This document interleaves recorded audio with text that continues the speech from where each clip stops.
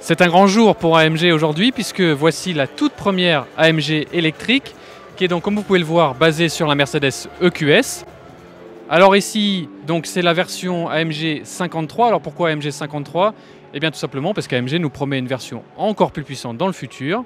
Alors encore plus puissante, certes, mais cette version 53 est déjà largement assez performante puisque le modèle de base a déjà 568 chevaux électriques et jusqu'à 761 chevaux en mode launch control sur option. Alors avec ces 761 chevaux, vous serez bon pour un 0 à 100 km/h en 3 secondes 4. C'est assez impressionnant puisque la voiture fait plus de 2,6 tonnes avec ses batteries. Pour le petit détail, les moteurs sont signés AMG et non pas Mercedes.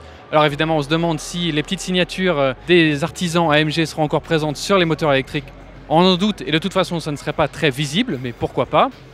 Mercedes ne laisse de toute façon pas encore ouvrir les capots ou l'intérieur, mais de ce qu'on voit à travers la fenêtre, ça nous paraît très similaire à une EQS normale.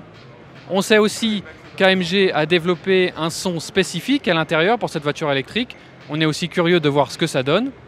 Niveau autonomie, on l'a dit, cette voiture est très lourde et il y a une raison pour ça, c'est que la batterie est énorme puisqu'elle fait plus de 107 kWh et que du coup, malgré la puissance très élevée, AMG nous promet une autonomie WLTP jusqu'à 580 km. Pour le reste, cette première AMG étant basée sur l'EQS, qui est donc le vaisseau amiral du luxe électrique chez Mercedes.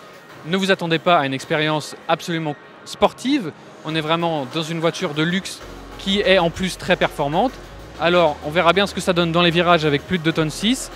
Mercedes précise quand même que les roues arrière seront directrices de série. Ça devrait aider un tout petit peu. Ici, on n'est pas sur un concept car, mais sur la version qui est bien de série. On s'attend donc à une commercialisation en début d'année 2022. Et avec tarif évidemment stratosphérique, puisque le QS de base, avec des gros guillemets, est déjà à plus de 100 000 €. Pour ne rien rater de ce salon de Munich qui ne fait encore que commencer, n'hésitez pas à vous abonner à nos chaînes et également à nous retrouver sur autoplus.fr.